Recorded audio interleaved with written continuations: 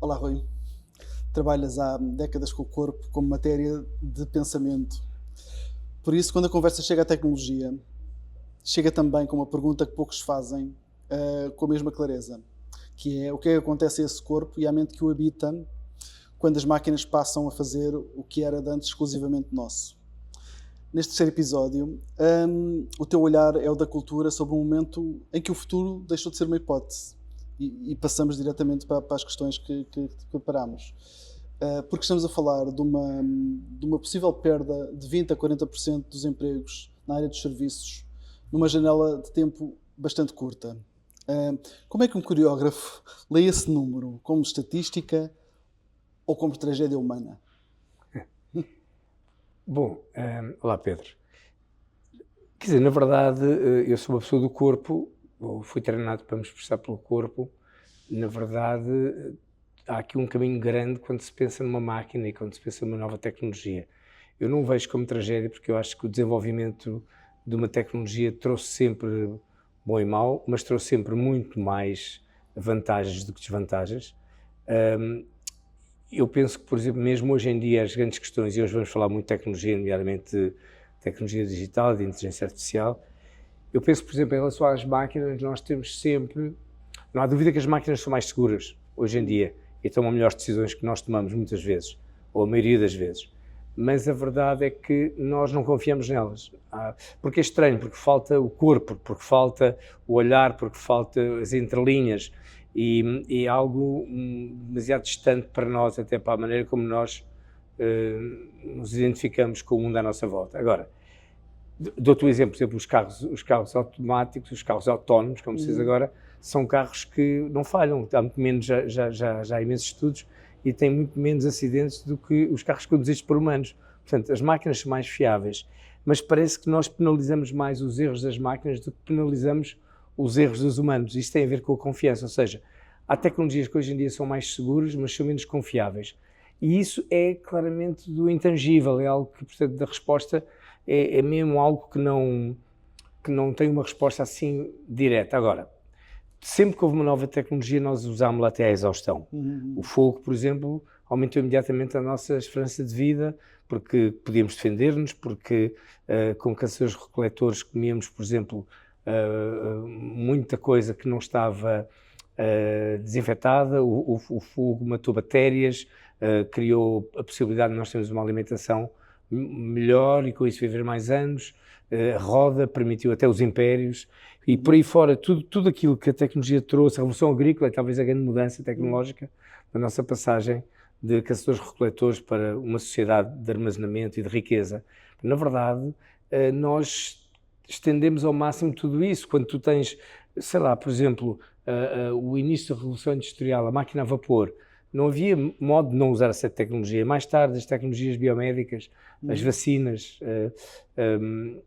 por exemplo, os antibióticos aumentaram a nossa esperança de vida. Quer dizer, nós ainda há 200 anos viveríamos até a nossa esperança de vida seria 40 anos, hoje em dia é 80. Portanto, isto tudo exponenciou e, portanto, trouxe coisas muito boas.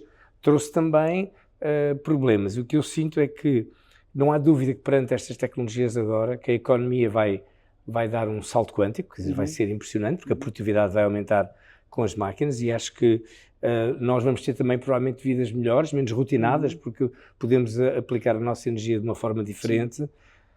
Nos serviços, claro, porque as máquinas interagem muito na área dos serviços, claro que teremos serviços mais personalizados e teremos médicos de família quase que digitais ou com uma proximidade diferente, quase que seguramente, mas são tudo movimentos muito complicados na cabeça. Vamos ter provavelmente tutores AI, pessoas que nos seguem, o que está próximo de um velho desígnio humano. Nós sempre achamos que a educação é quase feita à medida, é quase como um fato feito à medida e não uma norma, algo normativo. Então há coisas que são do foro, por exemplo, a administração pública mais próxima, tu já sentes hoje muitos fatores de automação que não existiam quando eu era jovem, nomeadamente, por exemplo, até as lojas de cidadão, ou eu quando vou a Montemor a uma repartição, sou tratado de uma forma muito mais próxima, porque os problemas são resolvidos por máquinas e fica para resolver depois o problema de relação só entre as pessoas que estão de um lado e do outro da mesa. Então, Eu acho que há coisas muito positivas, nós temos muito medo, acho que vamos ter mais tempo. Se isso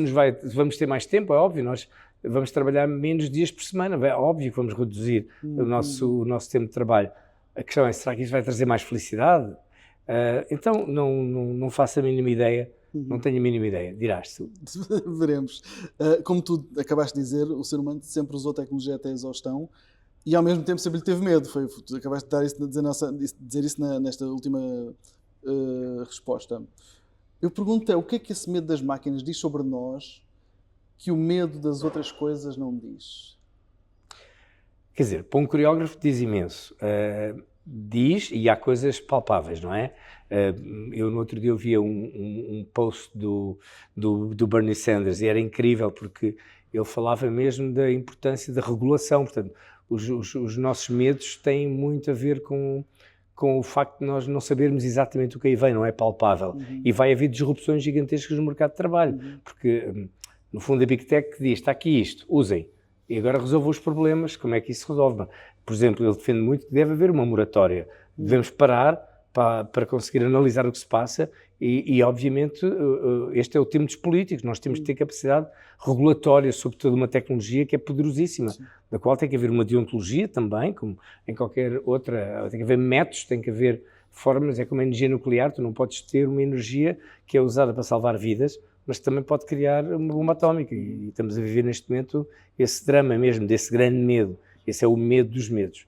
Mas eu penso que nós podemos ir para um sítio difícil. Quer dizer, por exemplo, quando tu vês o Trump e as posições que ele tem tomado, ele é completamente anti-regulação. Portanto, por exemplo, em relação à inteligência artificial, ele proibiu a regulação a nível dos Estados americanos. Portanto, não há possível regulação. Há uma desregulação quase como paradigma. E isso é violentíssimo, é o oposto, na minha opinião, do que deve acontecer. Claro. Portanto, há razão para haver medo.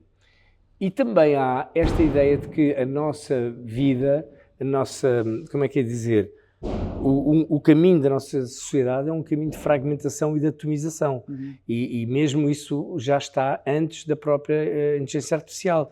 Tu vês no Japão onde há cerca de 4 milhões, 5 milhões, não sei, há milhões, que é inacreditável, de chamados hikikomoris. São jovens que começaram-se a fechar nos seus apartamentos e não saíram mais dos seus quartos. Hoje em dia muitos deles têm 40 anos e mais. Ou seja, é uma geração inteira que não saiu do seu quarto, os pais levam comida, estão agarrados à internet, usam a internet como forma de surfar, jogam, têm o seu lazer, mas também alguns ganham a sua vida através da internet, não da realidade, mas de uma representação da realidade. Portanto, isto, nomeadamente para um coreógrafo, isto vai completamente contra a live art e com o facto de eu acreditar que a minha comunicação é corpo a corpo. Mas a verdade, olha, no Japão há programas do Estado japonês para conseguir tirar as pessoas dos seus quartos. Então, eu quando me fazes esta pergunta, isto é muito complicado. Vai muito em contrassenso com a intuição. Mas se tu racionalizares, não há outra maneira. Vai acontecer e vai acontecer com mais ou menos sofrimento, mas com os resultados das coisas que acontecem. Vai mudar as nossas vidas. Sim. Há um argumento crescente de que os algoritmos tomam decisões mais eficientes do que os humanos. Na medicina, na justiça, nos mercados financeiros. Só para citar 3. Se uma máquina escolhe melhor, o que é que resta para nós? Quer dizer, as máquinas vão escolher melhor. Nós não podemos ter... no outro dia um livro de um escritor americano, Machines Will Do Better Choices. Bastou ler as primeiras 4 ou 5 páginas, já estava completamente rendida a ideia, que é uma ideia, obviamente, de senso comum. As escolhas são feitas por máquinas, são aquelas que nós lhes pedimos para fazer, não são impostas a nós. Eu penso que eu acho que a outra coisa que nós vamos ganhar, o que é que sobra para nós? Eu acho que vai sobrar o tempo. Se formos inteligentes, vamos ter mais tempo. Eu não tenho as dúvidas. Portanto, ficarão para nós... O que é que ficará para nós? Essa pergunta é engraçada. Eu acho que vão ficar as perguntas, porque nós vamos ter que fazer perguntas às máquinas, e esse é o futuro da inteligência artificial, é saber fazer as perguntas certas a um mecanismo de inteligência artificial, a um bot, etc. E ficará o tempo. Agora, eu pergunto que... Eu acho que o desafio hoje é que, se tu, no início da revolução digital, a grande questão era o acesso à à tecnologia, e nós vivemos isto no tempo de Sócrates, em que eram com os Magalhães, era preciso dar computadores e isso ia resolver os problemas.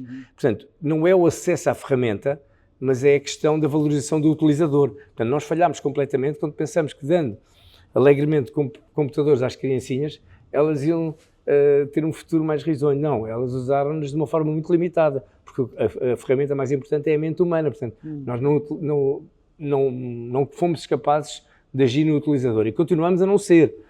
Numa segunda fase, da qual nós o acesso à informação e o acesso à tecnologia é uma coisa óbvia. Depois há uma segunda ideia que é a literacia tecnológica, que é tu saberes lidar com uma máquina. Também já hoje em dia existem progressos muito vastos na sociedade a este nível.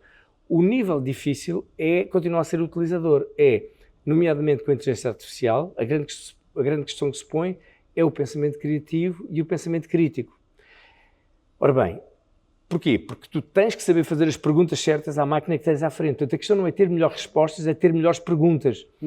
É aqui que eu acho que eu questionei muito como agente cultural, como teu colega, como uma pessoa que faz arte, como é que eu trago isto para o meu meio, porque é que isto me interessa tanto? Bom, eu sempre tive um interesse muito grande em tecnologia.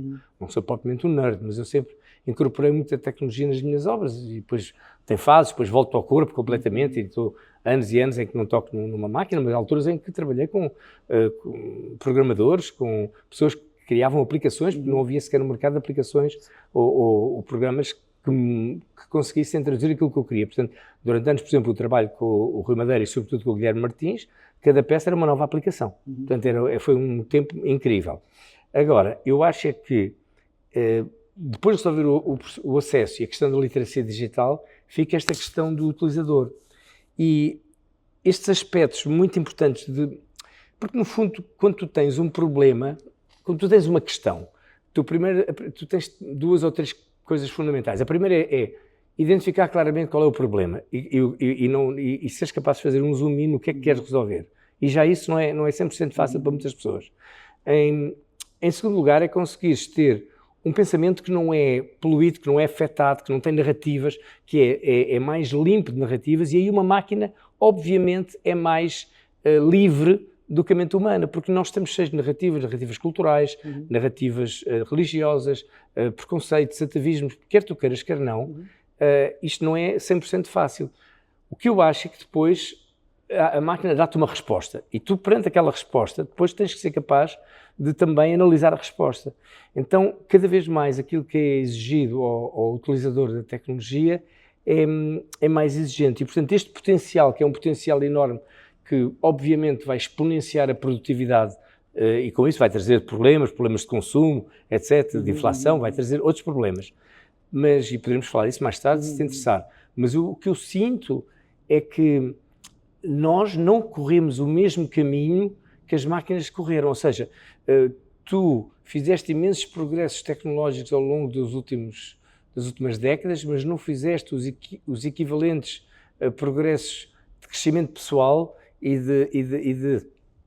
mesmo de literacia pessoal, de saber encontrar-te a ti próprio e não, por exemplo, porque a grande questão que se põe agora é ou vais depender da máquina ou vais conseguir ter capacidade de lidar com a máquina de uma forma hipermental. E, portanto, o desafio aqui é quase entre a estupidez e tu deixares-te entregar à máquina, e, portanto, a máquina decide por ti, és um escravo da máquina, ou então tu consegues lidar com a máquina. E eu acho que aí, para lidares dessa forma, que seja construtiva, a cultura vai ser essencial. A abertura do horizonte intelectual, a flexibilidade mental, a capacidade adaptativa, e são tudo coisas que nós estamos treinados quando, sobretudo, por exemplo, trabalhamos na live art. Nós somos bons a pôr questões. Nós somos sempre bons a pôr questões. Nós esquecemos disto. Tu, quando vais para o estúdio, quando vais trabalhar, quando vais trabalhar a equipa, o teu trabalho é sempre questionar, e deitar fora. É muito próximo até do próprio método científico. Nós retiramos as coisas que não interessam para ir direito ao assunto. Então, eu acho que teremos, eventualmente, uma palavra importante a dizer. Espero. Sim. Tu já te foste referindo a isto nesta conversa, mas há uma expressão que tu usas que eu gostava de trazer aqui para a nossa conversa, que é, parafraseando na Revolução Industrial, entregarmos o corpo às máquinas. Hoje estamos prestes a entregar a mente às máquinas. E o teu trabalho é o corpo. Portanto, gostava só que falasse um pouco mais desta forma, como é que se pensa este duplo desaparecimento, que tu já foste aludindo, primeiro físico e depois cognitivo, ou se é que isso é inevitável ou não? Claro. Tu vives hoje numa sociedade mental. Portanto, entregaste o corpo às máquinas há 200 anos atrás, com a Revolução Industrial, e depois com a automação e com a eletricidade, que a descoberta da eletricidade, do princípio do século XX, foi extraordinária. Foi o que permitiu que nós aqui estejamos hoje a falar destas coisas. Mas entregámos e automatizámos as máquinas e, portanto, hoje muito pouca gente trabalha na indústria e os que trabalham na indústria trabalham em linhas extremamente robotizadas, automatizadas e normalizadas. Bom, agora começámos desde, digamos, do advento da internet, há 30 anos atrás, nós começámos, 30, 40 anos atrás já, não é? Tu começaste na Revolução Digital a entregar lentamente e progressivamente não o teu corpo às máquinas, mas a tua mente àquela ferramenta extraordinária. E as nossas sociedades tornaram-se sociedades mentais, sociedades de mente. E, portanto, nós temos um problema de corpo. Um coreógrafo, isso é claro, quer dizer, eu trabalho com o corpo, portanto, se a arte trabalha sobre a perda e não sobre o que está, portanto, para mim é verdade que é um Eldorado para um coreógrafo, porque o corpo está em síndrome, o corpo está em perda, o corpo está em resistência. Nós só nos damos conta do corpo, e falaremos disso penso que numa das próximas conversas, só damos conta também só damos conta do corpo quando ele nos falta, quando estamos gordos e anafados, e queremos ir à praia, ou quando estamos doentes e não temos corpo, ou quando os pomos, ou quando fazemos amor, mas é sempre extremo, não é? Não é algo que tu uses no dia-a-dia para negociar a tua vida. Não vais buscar água ao poço, não andas 3 km para ir para a escola a pé. Então, a luta, a guerra não é feita com o corpo, é feita com máquinas, com botões, hoje em dia. Então, na verdade, esta ideia de que há um síndrome do corpo, não estás bem com o corpo, é algo do século XX. Mas estamos no século XXI. Repara uma coisa, ainda há 4, 5 anos atrás, quando tivemos a pandemia, nós dissemos às pessoas, vão para casa. Vão para casa, para a frente dos ecrãs, e isso foi possível porque vivemos numa sociedade de serviços, não é? Nós vivemos numa sociedade que 4 ou 5% gera as matérias-primas, e seja da alimentação, seja a mineração, seja tudo. Depois há ali uns 15 ou 20 que fazem a alteração, digamos, o setor secundário, a indústria, a mudança, a manufatura, e depois, tipo, 70, 80% de nós não faz nada. Eu não faço nada, tu não fazes nada. Nós só mudamos as coisas de sítio. Isto é uma sociedade de serviços, é uma sociedade absolutamente mental. Mandámos as pessoas para casa porque era possível, com os seus computadores, com os seus ecrãs. Mas agora, passados 4 anos, isto é tão rápido, estamos a dizer, atenção, aqueles que estão à frente dos ecrãs são os que vão ficar desempregados. Com a inteligência artificial, ou seja, o advento da inteligência artificial e já estamos a ver nos números de desemprego nas sociedades mais avançadas, que é a diminuição da força de trabalho, ou seja, qualquer pessoa que está à frente de um ecrã tem uma grande chance de ficar desempregado. E isto é um problema enorme para a nossa sociedade. Portanto, tu vais assistir, como tu dizias, a 10, 20, 30, 40%. Hoje em dia, há um estudo do MIT que diz que 10% dos empregos podiam desaparecer imediatamente já na área dos serviços, e calcula-se os tais 20, 30% até o fim da década de pessoas que terão que encontrar outra ocupação. E então, esta sociedade vai para uma sociedade que já não é uma sociedade mental, como aquela que nós estamos habituados, porque tudo é complicado na nossa sociedade, não é? Conduzir o carro, ir à máquina, usar o telemóvel, é tudo através de um espaço máquina-mente, mente-máquina. Mas, justamente há pouco dizia, o futuro está a bifurcar-se neste momento em relação à inteligência artificial, em relação, inclusive, ao que vem agora aí, que é, e virá este ano, e virá a partir de, já está aí, aliás, o Claude já te faz perguntas, não é? Mas daqui para a frente virá a AGI, não é? A Generative Artificial Intelligence, que vai-te propor coisas, vai-te fazer perguntas, vai ser um interlocutor. Então, isto vai levantar novas questões ainda diferentes das que eu te estou a levantar agora, porque daqui a um ano vamos estar a falar de outras coisas, Pedro. Se tivermos esta conversa, daqui a um ano estamos a falar de outras coisas que vamos ter que nos adaptar ainda. Mas, bom, hoje em dia, fundamentalmente, a grande questão é, ou tu vais para um mundo, digamos, não te sei dizer como, pós-mental, ou seja, tu abdicas, tu claudicas, tu desistes de usar a tua cabeça, como entregaste o corpo às máquinas, e com isso tiveste os resultados que tu sabes a nível das doenças civilizacionais, doenças coronárias, diabetes, obesidade, porque não usas o corpo. O corpo estás a perceber, é um ornamento. Se entregares agora a mente às máquinas, o que é que fica? Não fica muito. Portanto, é uma espécie de corpo pós-mental, é uma espécie de um tempo pós-mental. Mas se tomares a atitude, que eu acho que é a única atitude possível, e para a qual a cultura é convocada, que é dizer, não, eu quero resistir a isto, e a única maneira de eu lidar com uma máquina é eu ter um pensamento crítico, um pensamento muito criativo, capaz de interpelar esta máquina e ser capaz de lidar com ela. E aí será uma espécie de hipermente. Tu vais ter que desafiar a tua mente a chegar a sítio onde ela até hoje não chegou, para lidares com máquinas, que são máquinas inteligentes. E isto levanta muitas questões, porque tu tens narrativas, todos temos narrativas, e o Sapiens vive de narrativas. Depois, esta questão do corpo desaparecer, então passará para a mente a desaparecer. Então, onde nós estamos? Eu penso, por exemplo, que a live art é absolutamente fundamental, quase do ponto de vista no futuro de terapia. Quer dizer, nós temos que acreditar que ainda existe uma interpelação, uma obra de arte interpela-te. Isso é interessantíssimo. Vamos aí precisamente. Porque se as máquinas nos libertam do trabalho contínuo, ficamos com mais tempo.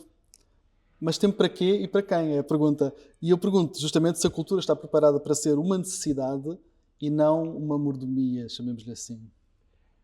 Agora, há pouco falava do Sapiens e do Harari. E o Harari fala desta coisa, ele está um bocado obcecado com a inteligência artificial. Ele, aliás, não está obcecado, está desesperado. Eu não sou tão pessimista assim, mas ele é o visionário, ele não é ele é uma equipa de dezenas de pessoas, ou centenas. Eu acho que vamos ter, ele diz uma coisa muito interessante, acho que vamos ter que entreter as pessoas, porque as pessoas vão trabalhar. Aliás, se tu hoje em dia dividires os números de dias de trabalho no ano, e de uma forma equitativa ao longo dos meses, e se incluires as férias, se incluires o dia de descanso obrigatório, o domingo e o sábado, dia de descanso complementar, e as 8 horas de trabalho, no fundo, se tu juntares os dias que não trabalha, mais aquela invenção extraordinária portuguesa chamada tolerância de ponto, portanto, se juntares todos os dias, desde as férias, por todas as razões, os momentos que não trabalhas, de facto trabalhas de segunda-feira à quinta, para ir à meia da manhã. Depois tens quinta à tarde, sexta, sábado, domingo, não trabalhas. Nós trabalhamos metade do nosso tempo. Portanto, isto já é uma grande aproximação a uma enorme utopia humana, que é sermos capazes de viver sem trabalhar e sermos com isso felizes. Então, estes níveis de desemprego constantes é porque é sempre necessário não abdicar do trabalho e, no entanto, vai sendo cada vez mais difícil encontrar trabalho porque ele é cada vez mais automatizado. E o trabalho até hoje dependeu sempre das pessoas, mas no futuro vai depender das máquinas. Podemos falar disso também, que isso levanta questões enormes.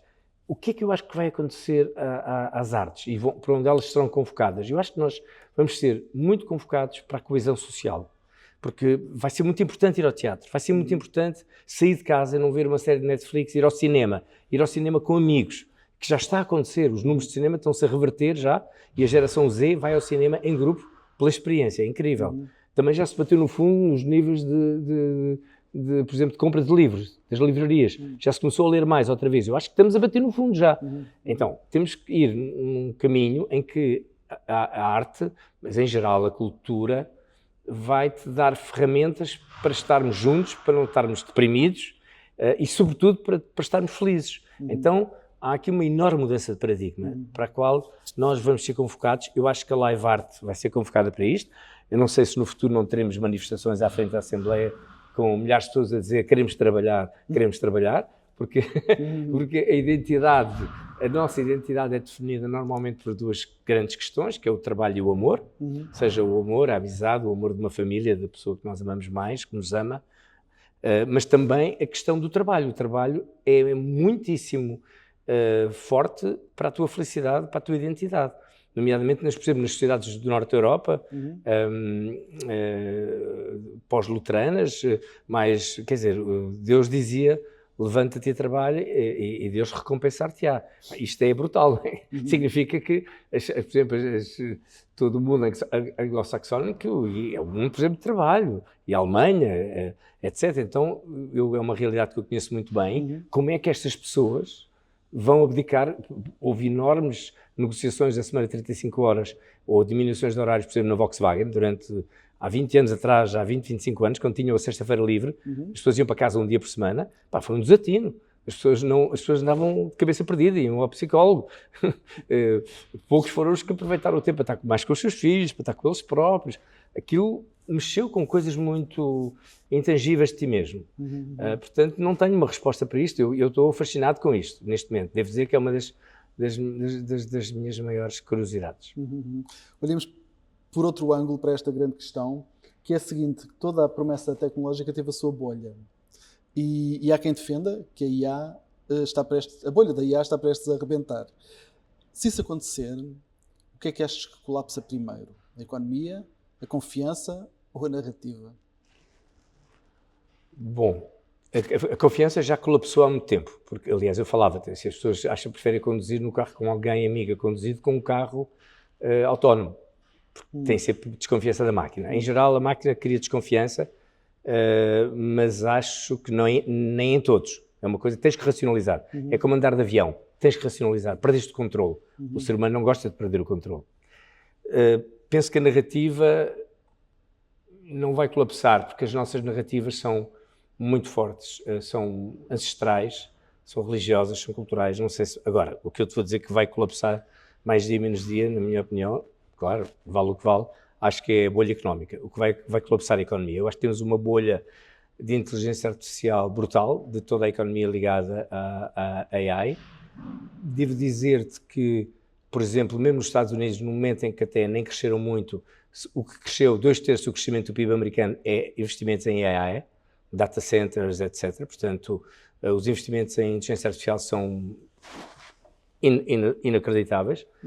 E depois são investimentos que se retroalimentam, portanto, são de bolha, não saem da bolha. Por exemplo, a OpenAI, que todos conhecemos, que é a proprietária do ChatGPT, a OpenAI, que é uma firma gigante, mas mesmo assim é uma pequena firma comparada com as firmas americanas, com a Amazon e com as grandes firmas, é uma firma que vale 13 bilhões, tem neste momento um endividamento 10 vezes isso, de 1 trilhão,3, que é uma coisa que eu não imagino, e não acho que ninguém que esteja a ver este podcast se imagina, quer dizer, o que é isso? É dinheiro que é abstrato já, mas 1 trilhão,3, que é não sei quantas vezes o PIB português, mas 7 ou 8 vezes, quer dizer, isso é o que pediu emprestado à NVIDIA.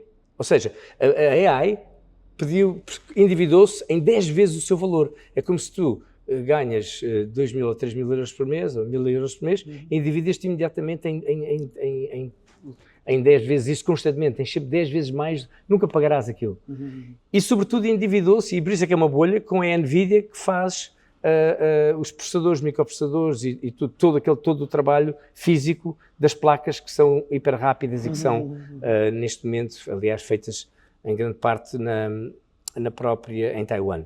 Portanto, isto é extremamente perigoso, até porque estes créditos fogem ao controle bancário, são incestuosos, são créditos dentro de uma bolha. Depois, é assim, economicamente isto obedece a um erro enorme que nenhum de nós faz até nas nossas vidas, que é, não pões os ovos todos no mesmo cesto. Se o cesto cai, partes aquilo tudo. Então, ainda por cima, numa tecnologia que é volátil, tu não entendes bem que tecnologia é esta. Portanto, isto está cheio de ratoeiras que desafiam mesmo a própria intuição. E depois, isto é uma corrida desenfreada, porque é uma espécie de corrida a ver quem chega primeiro, e os outros vão perder todos. Os outros vão perder todos. Os chineses, mais ou menos, controlaram isto dentro de um aparelho de Estado e libertam isto para o exército, libertam para o Estado, libertam para a vigilância eletrónica, libertam isto para as empresas que são essenciais e que são paradigmáticas para o seu desenvolvimento e que são axiais ao seu desenvolvimento, mas nas sociedades ocidentais, sobretudo nos Estados Unidos, libertaram isto para a sociedade toda. Todos temos ChatGPT, ou Claude, ou isto. Por exemplo, esta decisão da Antrópica de não permitir ao Senado, ao Pentágono de usar o Claude para fazer a guerra, é uma decisão importantíssima. Eu acho que, na minha opinião, no outro dia li um artigo da Ana Applebaum até, e concordo plenamente, nós devíamos trazer a Antrópico para a Europa, estender-lhes o tapete vermelho, porque nós precisamos de uma inteligência artificial que tenha algum tipo de regulação e de ética, e de valores e de ontologia. Portanto, mas com isso já é o inimigo a bater. E imediatamente a OpenAI entrou para o Pentágono. Portanto, a guerra vai-se fazer com máquinas deste tipo. máquinas que mandam em máquinas, e portanto nós aí entregamos mesmo a própria guerra às máquinas, é assustador. Agora, eu penso que também os empregos que vão desaparecer eram aqueles que nós não imaginávamos que iam desaparecer. Até advogados, contabilistas, programadores, quer dizer, os programadores informáticos. É uma coisa absurda. Quer dizer, obviamente, data centers, as pessoas estão à frente de um ecrã a fazer coisas rotinadas. Portanto, eu acho que nós vivemos um tempo também em que o capitalismo acelerou, desde o tempo do Reagan para cá, não é? Isto acelerou com a própria Organização Mundial do Comércio e com tudo o que nós vimos nos últimos 20 anos a acontecer. Os ricos estão cada vez mais ricos, os pobres estão cada vez mais pobres. Quer dizer, como tudo cresceu, claro que tu olhas e reparas que muita gente saiu da pobreza, ou saiu da miséria, continua na pobreza, que é outro drama, não é? Mesmo trabalhando muito, as pessoas continuam na pobreza. Mas os ricos são riquíssimos, são pornograficamente ricos. E então eu acho que esta aceleração vai ter que chegar a um sítio, vai ter que esbarrar contra algo do ponto de vista ético e do ponto de vista de valores, porque não é aceitável que haja uma pessoa que tenha tanto dinheiro como 50% da população. Ou seja, tu não podes aceitar isto. E portanto, é uma espécie de capitalismo sem vergonha e, portanto, as máquinas também nos levam para aí. As máquinas e esta espécie de... esta hipérbole leva-nos para algo de profundamente também desumano e longe dos valores. E hoje em dia, inclusive, fala-se, há um termo muito interessante que aparece nos últimos anos, que é de uma... não sei, eu até acho que ela nem sequer é economista, estou a ver se me lembro o nome dela, mas que é esta ideia de vibe session, em vez de recession. Ou seja, os valores da inflação e os valores do crescimento, a coisa corre bem, mais ou menos, ou minimamente bem, mas os seres humanos, as pessoas sentem-se profundamente pobres. Tudo é caro, os valores das coisas mais importantes que têm para o dia-a-dia, nomeadamente o cabaz alimentar, é insuportável, as mordomias são caras, os telemóveis, as internets, as aplicações, mas tu já não abdicas disso. E então uma espécie de sensação de iniquidade dentro da sociedade que diz, não, a sociedade do seu total está mais rica, mas os que estão mais ricos são os mesmos e o bottom down, portanto o bottom está completamente pobre e está desprovido de soluções, e isto é horrível. E esta ideia de que nos últimos anos nós estamos a viver num mundo que é muito diferente do que era mesmo há 7, 8 ou 10 anos atrás. Portanto, é muito rápido o que está a acontecer.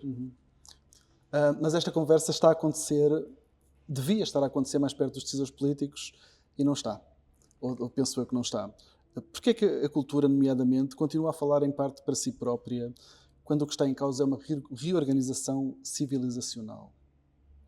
Quer dizer, eu quando soube dessa pergunta, porque tu envias-me as perguntas na véspera para eu me preparar um pouco, eu questionei muito sobre como é que vou responder esta pergunta, porque no fundo, o que é que um coreógrafo, um simples artista, pode ter como voz no meio desta avalanche de informação e desta tecnologia, e ainda por cima um artista que trabalha com o corpo.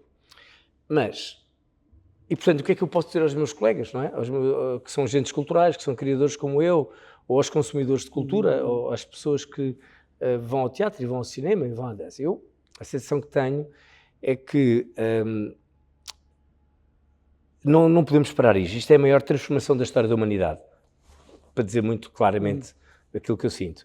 E, portanto, vai mudar tudo. A tecnologia vai mudar a economia, portanto, e há coisas também muito positivas, não é? Como há bocado falávamos, quer dizer, nós crescemos, a grande diferença e para uma pessoa do corpo, a coisa que mais me fascina é, tu ao longo da história da civilização, tu cresceste em relação ao número de pessoas. Num país rico, ou num país com muita gente, era um país mais rico que um país com pouca gente. Era um país mais poderoso, tinha um exército maior. Na agricultura, tinhas uma agricultura mais sustentada se tivesses mais gente. A partir da Revolução Industrial, nós crescemos durante a maioria da história da civilização, 0,5%, 1% ao ano, 0,1% ao ano. Não crescíamos, estava estagnada. O crescimento não existia praticamente.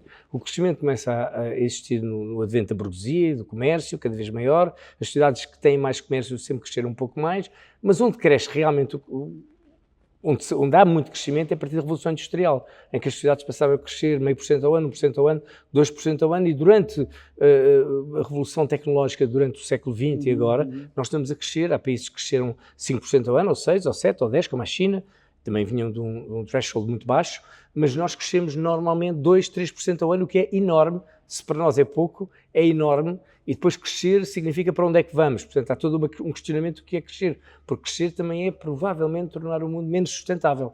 É também algo que é importante refletir. Depois, o que acontece com as máquinas hoje é que o crescimento deixou de estar dependente do número de pessoas, porque as máquinas são replicáveis. E uma máquina é um trabalhador dócil. Não tem sindicato, etc, etc. Não protesta contigo, não tem o fator X, não tem o fator humano. Então, as máquinas são escaláveis. Depois tens 20, ganhas mais dinheiro, compras 30, ganhas mais dinheiro, compras 100, e é interminável. Portanto, a questão da revolução tecnológica é essa, é que a máquina vai gerar, por exemplo, uma produção enorme. Só que esta produção enorme vai-te obrigar a ti a ser um consumidor, vão ter que vender isto a alguém. E, portanto, tu vais ser ainda mais consumidor e mais escravo do consumo que és hoje. Então, é muito fácil haver uma bolha como houve a bolha de 2008, em que te venderam tudo, te ofereceram dinheiro quase, em que te deram casas, que te deram carros, que te deram motas de água, andavam-te sempre a querer dar coisas.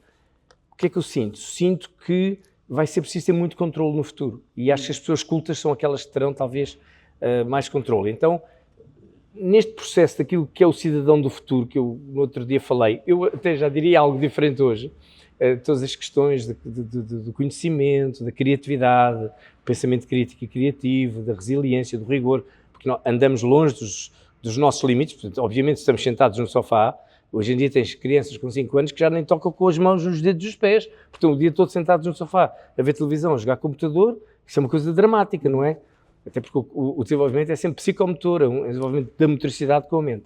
Mas a verdade é que esta questão dos riscos que tu tens estão ligados muito até a coisas boas que vais passar a ter, mas que já não controlas. E, portanto, na verdade, eu até acho que isto pode correr bem ou pode correr mal, mas tem mais chances de correr mal, sobretudo no período de transição. E acho que vamos ter algum sofrimento. Penso que a nossa, digamos, os riscos são muitos, estes riscos de hiperconsumo, eu acho que sim, e de sustentabilidade, mas e a nossa geração, a minha geração é uma geração tramada, uma geração que criou muita iniquidade. Nós vamos passar muita iniquidade, vamos passar um mundo com um capitalismo selvagem, com pessoas muito ricas e muito pobres, falhámos completamente aí, falhámos ao nível do consumo, da desigualdade, endividámos. Claro que ao termos mais produtividade, portanto, as boas notícias o mundo é menos sustentável, mas as boas notícias são que não são só más, é que vais deixar ferramentas tecnológicas muito poderosas para os mais jovens poderem resolver os problemas da humanidade, se a coisa correr bem. E, por exemplo, um deles é, se cresceres a um nível exponencial, a tua dívida torna-se relativamente muito mais baixa. Portanto, mas eu acho que este não é um bom mundo. Acho que nós temos que ter algum tipo de controle, algum tipo de regulação, aliás, bastante. Acho que vamos ter que educar as pessoas de uma forma completamente diferente. Acho que a educação do futuro é uma educação para tomar decisões, e nós sabemos que quanto menos cultas as pessoas são, piores decisões vão tomar na vida. Isto é assim.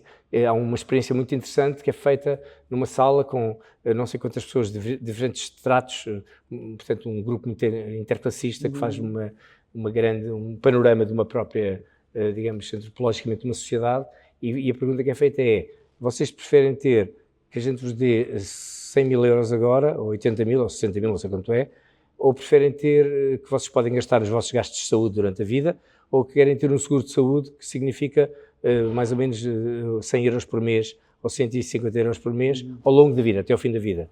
Bem, e a maioria das pessoas que têm um bocado mais de educação, ou têm mais conhecimento, ou que têm mais capacidade de distanciar da decisão, dizem: não, eu quero o meu seguro de saúde para a minha vida, porque não precisam desse dinheiro, nesse momento também, ou porque percebem que mesmo precisando do dinheiro, precisam, mas de ter uma segurança, têm o conhecimento, dá-lhes a capacidade de tomar uma melhor decisão, e as pessoas mais pobres, mais ligadas a uma certa pobreza, vão todas pedir os 70, 80 mil euros no bolso, e claro, passados uns tempos não têm nada, não têm nem o dinheiro nem o seguro de saúde. Então, a capacidade de tu teres, de tomares boas decisões, está intimamente ligada ao pensamento crítico, ao pensamento criativo, e a possibilidade de tu lidares com máquinas muito poderosas, tens de ser um grande condutor. Isto é não é como conduzir ali um carrinho ali na feira, isto é conduzir um Ferrari. Portanto, tens que saber conduzir um carro, porque o carro é muito poderoso. E, portanto, vai haver os que vão ganhar, os que vão perder. Isto é um mundo sempre... O que nós queremos é que haja mais a ganhar do que a perder. E também tenho que dizer que, por exemplo, é possível, e acho que vai haver um sistema educativo totalmente diferente daqui a uns anos, e nós temos que começar a ter essa discussão. Por exemplo, eu não acredito num sistema educativo linear já, só linear, da primeira classe ao 12º ano. E criei 3 filhos num sistema linear, não. Eu acredito que vai haver o chamado leapfrog. Nós vamos dar saltos. E o sistema educativo vai ser a várias velocidades e vai ser tailor-made, porque a tecnologia vai te permitir que faças algo para a pessoa, com as qualidades daquela pessoa, que vai otimizar aquelas qualidades, e vamos ensinar não às pessoas, provavelmente, só um conhecimento que é despejado para dentro das pessoas, mas uma forma de pensar. Aquilo que é fundamental é ensinar para pensar. No fundo, é treinar os seres humanos para fazerem boas perguntas. Nós temos de treinar gerações do futuro para fazerem as perguntas certas às máquinas. E isso é um treino totalmente nos antípodas do treino hoje em dia. É um treino criativo, a cultura e a arte vão ter que entrar pela escola dentro, o pensamento crítico, o pensamento criativo, porque essa é isso que vai definir o tu teres sucesso ou seres um loser no futuro. Lá está, talvez não tenhamos respostas definitivas para o que aí vem, mas temos perguntas, como tu demonstraste durante esta conversa, que chegam de um lugar que às vezes os economistas e os engenheiros raramente habitam. E é talvez isso que faz falta nesta conversa civilizacional. Gente que pensa o humano, a partir do humano, antes de o entregar às máquinas, justamente. E com isto agradeço muito, Rui, mais uma vez. Obrigado, Pedro. Olá, eu sou o Pedro Mendes, diretor do Coffee Paste. Se estás a ver este vídeo é porque acompanhas o nosso trabalho. Lês, vês, partilhas e isso já conta muito. Obrigado. O Coffee Paste é um projeto de comunicação cultural independente há quase 20 anos. Publicamos entrevistas, notícias, pensamento crítico sobre cultura e oportunidades de trabalho e financiamento. Tudo isto é feito com uma equipa pequena e recursos muito limitados. A verdade é simples. Para continuarmos, precisamos do apoio de quem nos acompanha.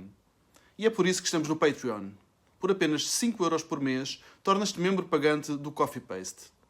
Além de vários benefícios exclusivos, estás a contribuir diretamente para pagar melhor a quem escreve e colabora, fazer mais entrevistas e peças de fundo, reforçar o serviço público que prestamos a quem trabalha na cultura e garantir a sustentabilidade e independência do Coffee Paste.